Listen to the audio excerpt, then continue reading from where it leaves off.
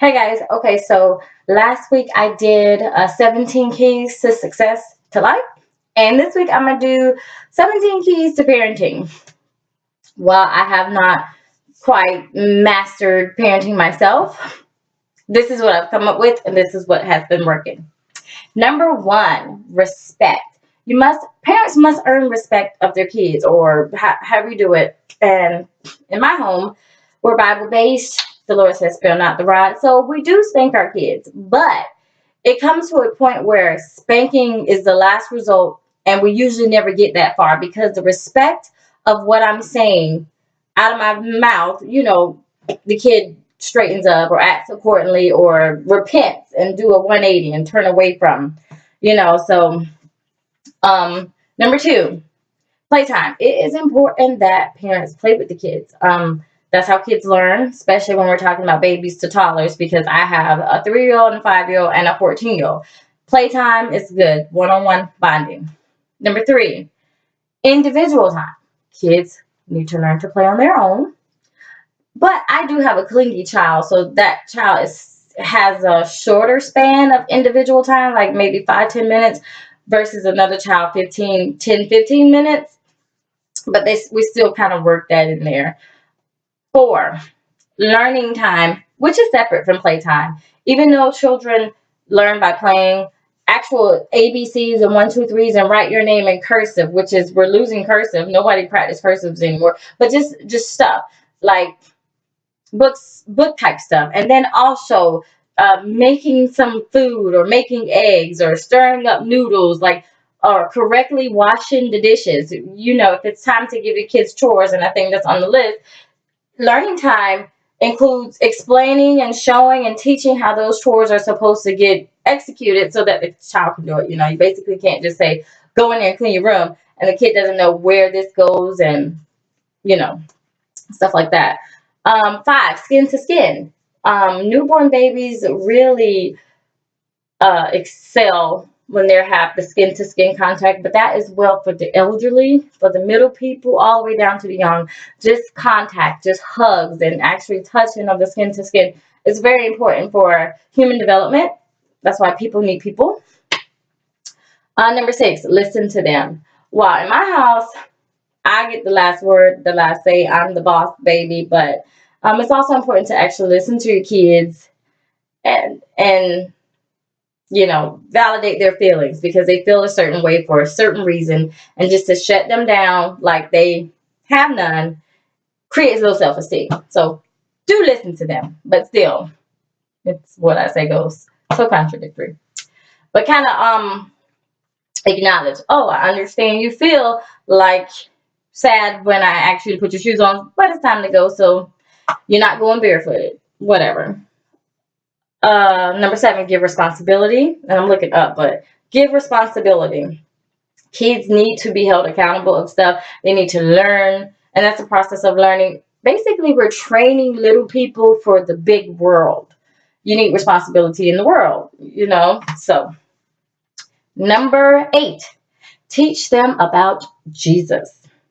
First, you have to learn about Jesus yourself, but like I said, in training little people to be big people in this world, we're also training a nation of people to be a nation of people later, and our follower is Jesus.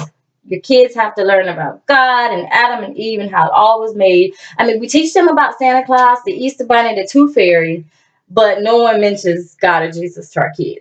And then we put them in a world where God and Jesus is absent and expect them to be good people. Didn't need to go on a rant. Number 9, let them be helpers. My kids love to help, and they feel very empowered and very self-sufficient and grown-up like and happy and proud when they're helping me, and they feel like they're making mommy proud. So from young all the way to the top, let them help you. And that way, that takes a load off of you too, going back to chores and responsibility and all that stuff. Number 10, invest in their interests. If your kid likes the chess club, the swimming team, basketball, or dancing, or art, or movies, invest in things that they like. Spend some time doing things that they just want to do. Number 11, teach The fruits of the spirit. Mommy, where did it go? I don't see it. Love and gentleness and all that jazz. What are you talking about? I'm making a video. I have a few more left, so I need you to give me a few minutes. Oh, can I see? Can I see? Well, don't touch it, because if it falls, it'll break. I dropped it. It was here. No, don't stand on that. Don't stand on that. Just like we hold. Okay. Now I've got to stop it. Interrupted. Number 12, teach compassion for others. What would Jesus do? Literally, somebody falls and hurt their knee on the playground. I don't want my kids sitting there saying, ha ha, I'm not sorry for you. So teach compassion. Number 13, be the change that we want to see in our kids.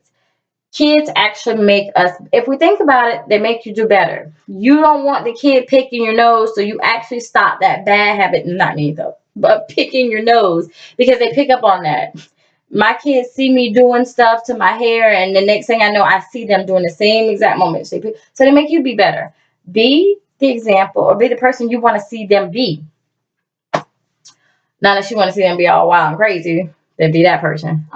Create calm at all times. I always try to get down on eye level with my kids and talk in a calm manner. It don't always end up like that. I find myself screaming a lot of days. Like if I would hope, I would actually have to start over.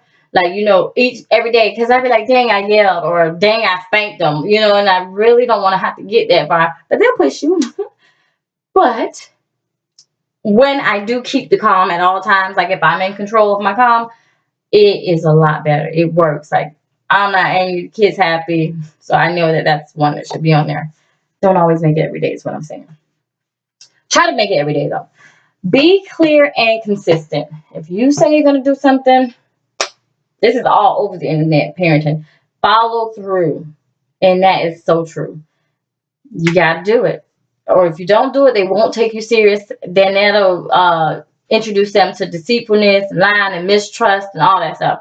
Follow through. Problem-solving approach. Well, you can't get the shoe to tie this way, but we're going to try it this way and see if it works better. Teach your kids problem-solving. And number 17, love. Love them. Show them love. Be an example. Teach them how to love. And that's it. That's all I got. I'm sorry I was interrupted, but then you can see some of my love. And sorry the background in here is not like the best, and the lighting is not like the best, but this is what we're working with.